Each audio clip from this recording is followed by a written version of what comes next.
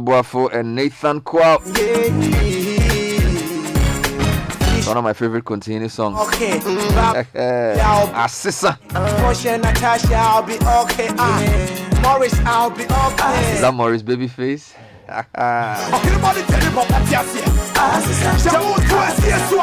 Alright guys, good morning. Good morning, Bernard. Awesome song it's a great way to lift the morning, I tell you. Continuous powerful voice will wake you up. I hear you. He's a nice guy. I remember his song One song of the year. I remember that song like yesterday. There was a time when Ghana belonged to Kunti. I think this was the year 2000. That was when he won, or 2001 or something.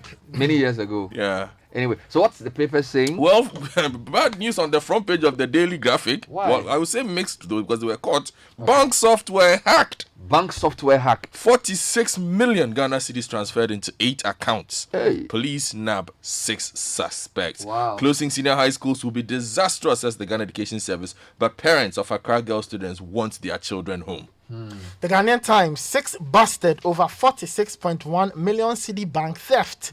Ongoing voter registration exercise, Greater Accra, Volta region top challenge cases. Ghana's confirmed COVID-19 case count climbs to 25,252, 21,391 recover/discharge, 139 deaths. An African court throws out Woyome's application for review of judgment. Woyome is on the front page of the Daily Guide with that same headline. Nana chairs cabinet from quarantine. The paper says NPP gives NDC 7 days to name one youth policy. This is coming from Nana B. He's still talking after what he did. The Chronicle says MPP youth lists 60 achievements of Akufo-Addo. Students killed in NDC MPP crossfire. Face shield can't save you from COVID-19, GHS. Front page of the Herald newspaper says Akufo-Addo sneaks into town with tricks. MPPs Abronya and others on rampage in Bono. Trainee teacher mistaken and killed for NDC agent. The Finder says MPP lists 60 youth-focused achievements. Nana B challenges NDC to list theirs. GES defends decision to keep students in school. Nanado chairs 80th cabinet meeting via Zoom. And I never use state money to campaign or buy votes. That's coming from the Deputy Maslock CEO. Front page of the Daily Statesman newspaper. NDC MPs requested military presence in K2 South, says the Deputy Regional Minister. 1D1F $200,000 plantain processing factory to be constructed at Agogo. Nana B is large and loud on the front page of the Daily Statesman. Again, show us your youth policies. The New Crusading Guide says MPP youth outlines 60 achievements of Nanado, dares NDC to challenge with youth-related policies within 1 week.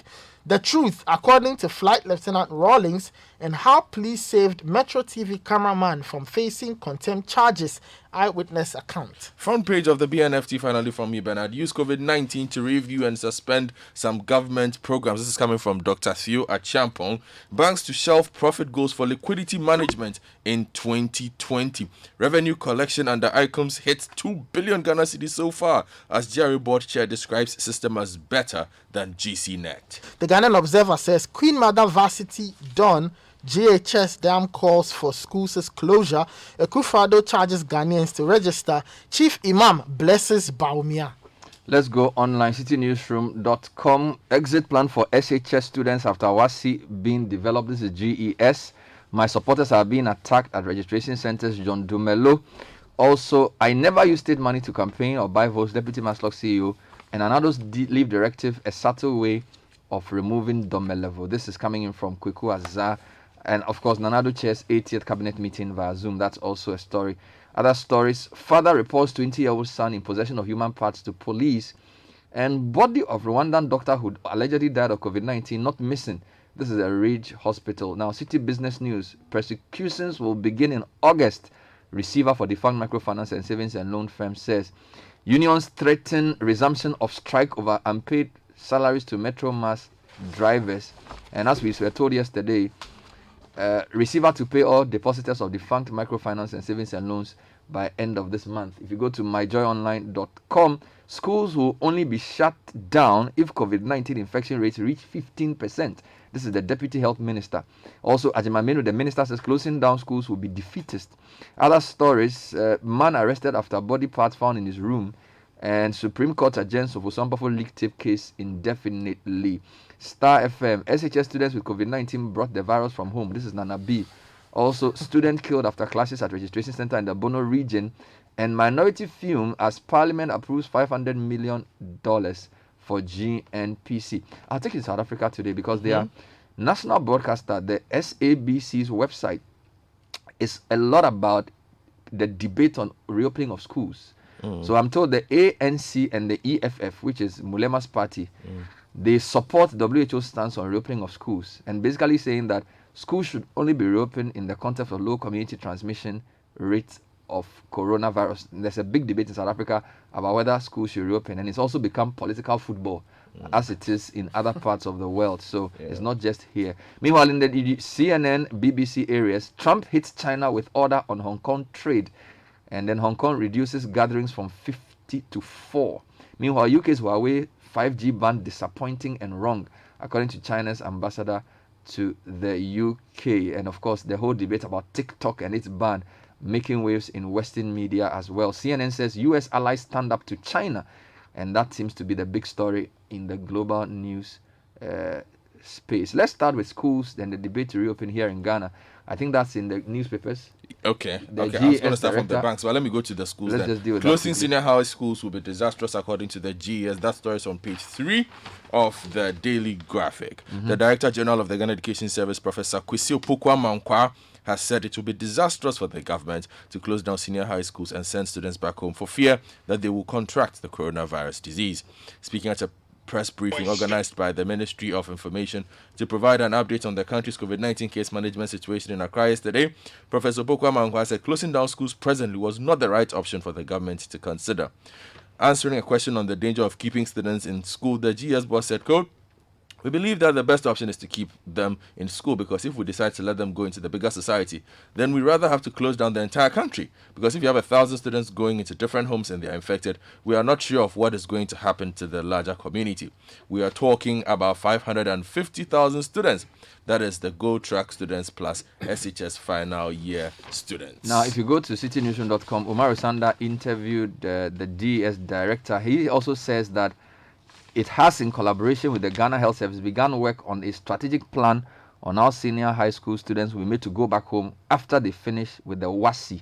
Among the measures to be adopted is a possible mandatory quarantine of students before they are finally allowed to integrate with the larger community. He also gave the hint, but did not mention mass testing as one of the steps being taken. Now, there are two related stories here. If you go to myjoyonline.com, schools will only be shut down if COVID-19 infection rate reaches 15%. This is the Deputy Health Minister. Government says it has adopted a threshold that will inform the decision to close down schools or a school. According to Deputy Health Minister Dr. Bernard Okoboy, if cases of COVID-19 go beyond 15% of a school's population, it will shut down or it will be shut down. Now, this follows the agitation by parents of Accra Girls Senior High School asking for the authorities to allow their children access or allow them access to their children. Then there's a story on Star News. SHS students with COVID-19 brought the virus from home. This is attributed to Nana B, according to the website. The national youth organizer of the NPP, Nana Boachi, followed as Nana B, says SHS students who have tested positive for COVID-19 in schools brought the virus from their homes. It's important to note that the students who have tested positive for COVID-19 did not even contract the virus on their respective campuses. This is another strong point that all of these cases, they brought it from their homes. He stated at a party event in Kumasi on Tuesday. The comment comes in the wake of the rise of cases of the virus in some senior high schools. Now, let me take you to South Africa just because it's a related story. Okay. The economic freedom fighters say it has warned against using the reopening of schools in that country as political football. Now, essentially saying that they share the sentiments expressed by WHO that the reopening of schools has got to do with the lower community transmission. The WHO has advised that countries should follow the necessary health protocols to allow them safely return kids to school. And that says that essentially if community transmissions get to a certain threshold, then you can reopen schools. This debate has gone on because the Democratic Alliance rejected teacher unions' calls for closure of schools until after the COVID-19 peak. dismissing the calls as reckless. There's more on this later during the show itself. Nathan, let's come to the Times and the crime story. This is The bank heist. This is some money heist type stuff. So on page 16 of the Ghanaian Times, it says 6 busted over 46.1 million cedi bank theft. 6 people who allegedly hacked into a bank and attempted to transfer 46,129,473,000 cedis to 8 individuals in different banks have been arrested by the police. The gentlemen whose names are here, I don't know if I should go through them. Why names. not?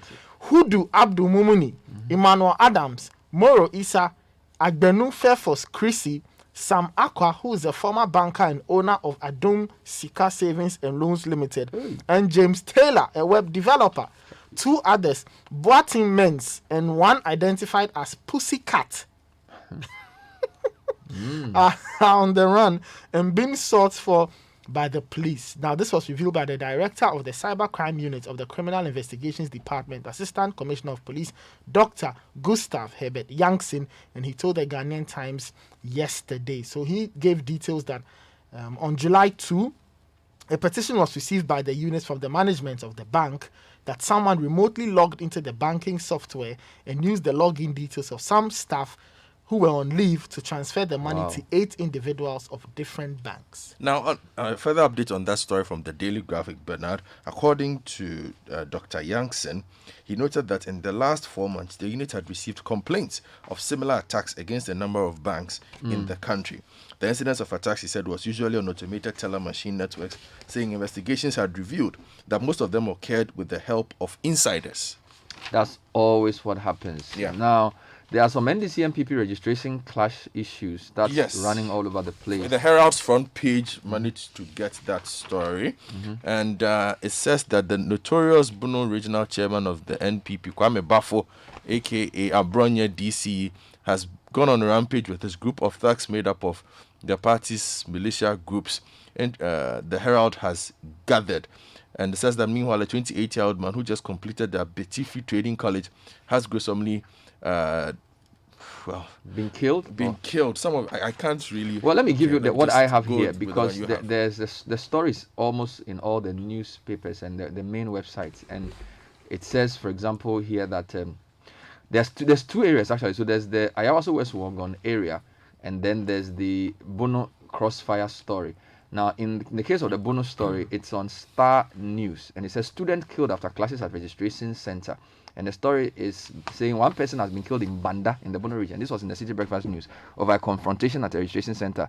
Now, Star News understands that the scuffle at the registration center began after some persons associated with the NPP parliamentary candidate for the constituency confronted brother of the MP for the area, Ahmed Ibrahim, over reasons yet unknown. The deceased, according to the MP, who is a teacher training student, training graduate, was returning to the area to inform his parents of his completion of studies. Now, shortly after the registration center incident, the persons went to the house of the brother of the MP at Tabie. The incident reportedly triggered anger among residents of Tabie, who mounted roadblocks in an attempt to avenge the attack. MP for Banda Henko gave his account to Star News and said, "The brother of my opponent, who is the NPP parliamentary candidate, was arrested with invisible forces and vigilantes with ammunition and guns, causing mayhem and disturbance at the registration center. The military police immigration team who arrested him released him just 30 minutes after arresting him. So they brought the exhibit to the police station without the culprit. And this was upon the intervention of the DCE." It's a long-winded story. Now, if you come to City News, my supporters are being attacked at registration centers. John Dumelo, NDC parliamentary candidate for Ayawaso West Wuogon, John Dumelo has alleged that persons perceived to be supporters are being attacked in the ongoing voter registration exercise. The aspiring MP said agents of the NDC have been attacked in the presence of the police during the exercise.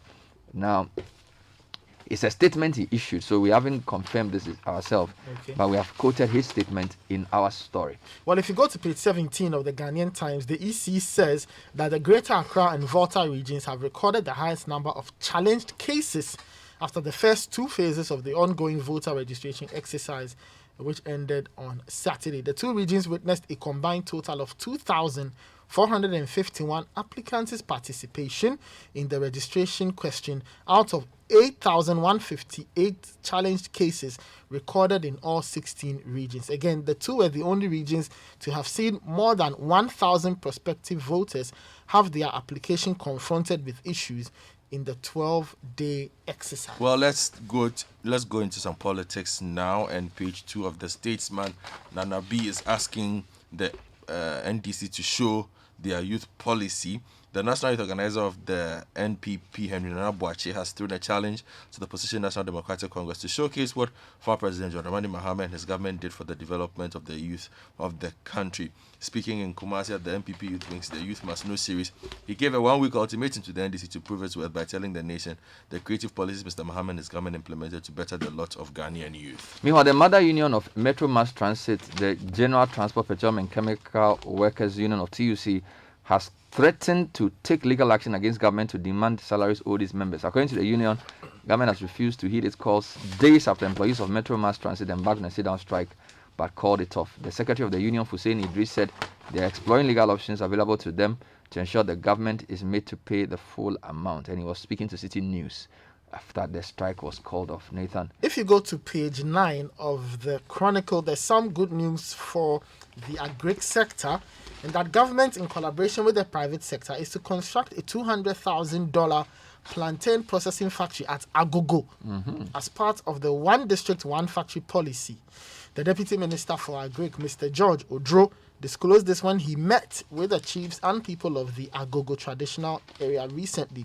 His disclosure followed the announcement made by Nana Kwaku Sapon, paramount chief of the Agogo traditional area, that the area would be celebrating the Plantain Production Festival this year. So that's Fantastic some good news for the people Now, of I'm Agogo. taking you to the receiver. 2 stories of interest. Receiver to pay all depositors of defunct microfinance and savings and loans by end of July. Story says the receiver of the defunct 347 microfinance and 23 savings and loans companies, Eric Nananipa, says customers who have not received their claims should be able to access them by end of July this year. According to him, he has already paid about 96% of customers and is hopeful of completing the remainder by the end of this month. He was speaking on the Citi Breakfast Show yesterday, and he said he has been able to save the country 1 billion cedis by scrutinizing fictitious claims. Now, speaking on Citi TV later on, he says prosecutions will begin in August. Now, the receiver, in an interview with Citi Business News, said with the help of IOCO, assets worth about 500 million cedis have been recovered, adding that the work towards the prosecution will start from August and has been carried out in the past 1 year. We will also insist on rendering stewardship not only to demand accountability, but to ensure that due course is given to some situations. We have not relented, and this is where IOCO comes in. We've been working with IOCO on potential recoveries and prosecutions for close to a year now, he told Vivian Kayaloko in an interview. Well, let me take you to the middle page of the Daily Graphic, Bernard. Parliament approves loan agreement for construction of hospitals. Parliament has approved a loan agreement of 56 million euros to finance the construction of modern trauma hospitals in Obuasi and Enyinem in the eastern region. The facility will also be used to construct an accident and emergency center at the Enyirisi Government Hospital, also in the eastern region, and a rehabilitation center at the Obuasi Health Center. The loan agreement is between the government of Ghana and the Deutsche Bank AG as the arranger and original lender of the facility. The projects, which are expected to be completed within 3 years after commencement, form part of the approved list of priority projects for implementation in 2020 as captured in this year's budget. Meanwhile, Parliament yesterday approved $500 million for GMPC, but minority is not happy. This story is on Star News. The minority in Parliament has cautioned government against what it terms unnecessary borrowing from the GMPC. Government has over the years either borrowed directly from GMPC or externally in their books. The development has affected activities related to the core mandate of the corporation. Government currently owes GMPC $300 million. Now, after the approval of the $500 million for 2020 work plan, Deputy Ranking Member of the committee, De La Soa, urged the Finance Minister to cease treating the corporation as a financial institution. This was in the Citi Breakfast News and is captured here on this website. If you go to the Finder, the GMPC is also repping there on page 9. It says the Public Interest and Accountability Committee has called on the GMPC to make determinations to decommission the salt pond oil field in the Mfantsiman municipality of the Central Region. The committee believes the move will reduce huge cost of skeletal staff maintaining the rig that had become an economic drain on the state. Mr. Noble Waja, who's chairman of the PIAC, a constitutionally mandated body with the oversight responsibility on the prudent use and accountability of oil resources, noted that, quote, The continued use of oil revenues to cater for an ideal field did not reflect judicious use of the resources. End quote. There's an interesting global story on BBC about jaw-dropping global crash in children being born. But this is very Western Europe centric, but I'll still read it for you. So the story by Jen Galahad, the health correspondent, says that the world is ill prepared for the global crash in children being born, which is said to have, quote, a jaw-dropping impact on societies. Now, falling fertility rates means nearly every country could have shrinking populations by the end of this century. And 23 nations, including Spain and Japan, are expected to see their populations halve by 2100. So this is Spain and Japan. Now, countries will also age dramatically, with as many people turning 80 as they are being born. Now, the fertility rate, which is the average number of children a woman gives birth to, is falling. If the number falls below approximately 2.1, then the size of the population starts to fall. Now, put this in context. In 1950, women had 4.7 children. The average fertility rate was 4.7 children in their lifetime. Now, researchers at the University of Washington Institute for Health Metrics and Evaluation showed the global fertility rate nearly halved to 2.4 in 2017. And their study, which has been published in The Lancet, projects that it will fall below 1.7 by end of this century. So that means that there will be fewer people in the world and there will be a lot more older people. Then another story from the US, which I think will interest you. Foreign students in the US, Trump has dropped the deportation plan. Now, Donald Trump had initially planned to deport international students whose courses moved fully online because of the coronavirus pandemic. But his government has dropped this plan. This U-turn comes just 1 week after the policy announcement. Now, MIT and Harvard sued the government over the plan. Now, large number of foreign students travel to the US to study every year, and a significant source of revenue for the universities. Harvard recently announced that because of concerns over the virus spread, course instruction will be delivered online purely when students return for the new academic year. We're still waiting for our universities to tell us what approach they will use in September. Let me stay international. And thieves in South Africa have stolen whiskey after alcohol matter. Yes. 2 days after South Africa reinstated a ban on alcohol to curb the spread of coronavirus, thieves have broken into a liquor store in Cape Town. They basically emptied the whiskies out. McCallan, shop owner of Liquor Bottasig, told News 24. They ripped the safety gate off with their vehicle, they tied a rope around it and yanked it off. They then threw a boulder through the window. Bottles of wine and brandy were left untouched. They just went for the whiskey. Amazing stuff. All right, we still have a couple of minutes for some stories. Yes. Let's go back to you, Nathan, if you have something. Well, let me stay international. Okay. Let's talk about Huawei. Yes. The big story. Big story. That's on page 9 of the Daily Graphic, and it says that the UK's mobile providers are being banned from buying new Huawei 5G equipment after December 31, and they must also remove all the Chinese firms' 5G kits from their networks by 2027. Digital Secretary Oliver Dowden told the House of Commons of the decision. It follows sanctions imposed by Washington, which claims the firm poses a national security threat, something Huawei denies. If you go to page 11 of the Ghanaian Observer, it says Parliament approves 1.6 million cedi tax waiver for earthquake devices. Hey. Now, Parliament has approved an amount of 1.6 million cedis in terms of a waiver to procure equipment to monitor weather and earthquake movements. The approval of the waiver is in respect of the Ghana Radio Astronomy Project and co-location of the Satellite Earth Observation Group receiving station at Kuntunse for the Ghana Space and Technology Institute. The 1.6 million cedis is equivalent to 4.9 million South African rands and is in accordance with the MOA signed between the governments of Ghana and South Africa for Science Cooperation in 2013. Under the agreement, the GSSTI of the Ghana Atomic Energy Commission, in collaboration with the Square Kilometre Array South Africa, will establish a facility to train students in astronomy, astrophysics, cosmology, and space science in the country.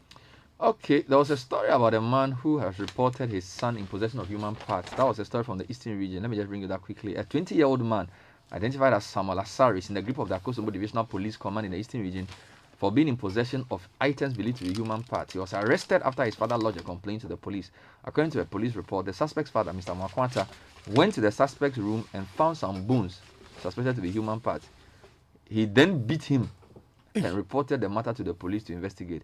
He was arrested on Tuesday, 14 July at 6 a.m. by the police at Anum in the Sojaman district. The police retrieved decomposed bones said to be human skull, jaw, and ribs. He was arrested and sent to the police station and later to the Salvation Army clinic, where he was treated for injuries he sustained from his father's beatings. Oh, our work is hard, but we will do it. Thank you. You mean the work of daddy? Oh, the work of Ghana. The Ghana project is not easy. Nathan Kwao, Godfred Akutobuafo newspaper review. Coming up next is the City Business News. This is the Citi Breakfast Show, the city's biggest conversation. You've probably asked yourself how to invest for the future. Your pension, a house, your child's education. With our years of expertise and experience investing across growing sectors, Fidelity Securities Limited can help you achieve your dream of building wealth sustainably. The Fidelity Fixed Income Trust